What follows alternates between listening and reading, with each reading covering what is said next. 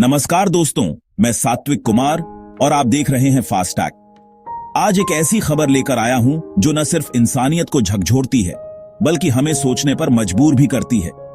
9 जून 2025, एक दिन जो इतिहास में दर्ज हो गया।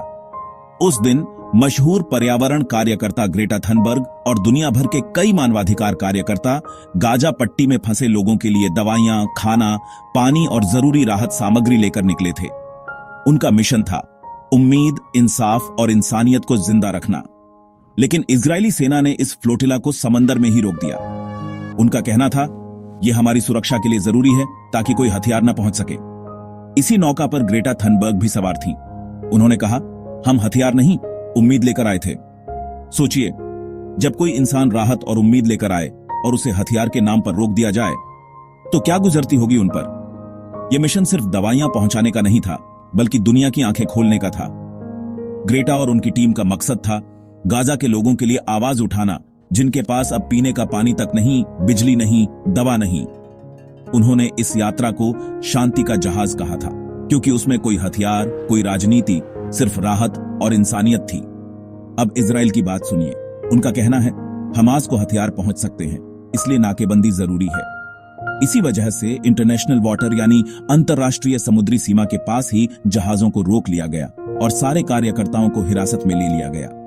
जहाज पर जो राहत सामग्री थी, शिशु फार्मूला, खाने पीने का सामान, दवाइयां, वो भी जब्त कर ली गई।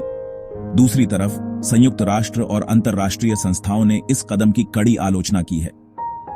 संयुक्त राष्ट्र ने साफ कहा, गाजा की इस तरह की घेराबंदी और राहत सामग्री की जब्ती अंतर्राष्ट्रीय मानवीय कानून के खिलाफ है।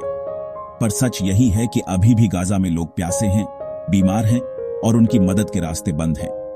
ग्रेटा थनबर्ग ने अपने संदेश में कहा, मैं अपने दोस्तों, परिवार और साथियों से अपील करती हूं कि स्वीडन की सरकार पर दबाव डालें ताकि हमें जल्द रिहा किया जाए। सोचिए, एक लड़की जो पूरे विश्व के बच्चों और युवाओं के लिए उम्मीद की किरण है, आज खुद इंसाफ की उम्मीद में बैठी है। आज इस मुद्दे पर सोशल मीडिया से लेकर संयुक्त राष्ट्र तक बहस हो रही है। लेकिन असली सवाल यही है, क्या इंसानियत की मदद करना भी अब अपराध है? जहां एक तरफ समंदर लहरों से लड़ रहा था, वहीं दूसरी ओर इंसानियत हथियारों से। क्या अब भी कोई उम्मीद बची है या मानवता की नाव हमेशा यूं ही डूबती रहेगी? मैं सात्विक कुमार, फास्ट टैग में आज इतना ही। अगर आपको ये वीडियो जरूरी लगा तो शेयर कीजिए और इंसानियत की आवाज को और बुलंद कीजिए। धन्यवाद।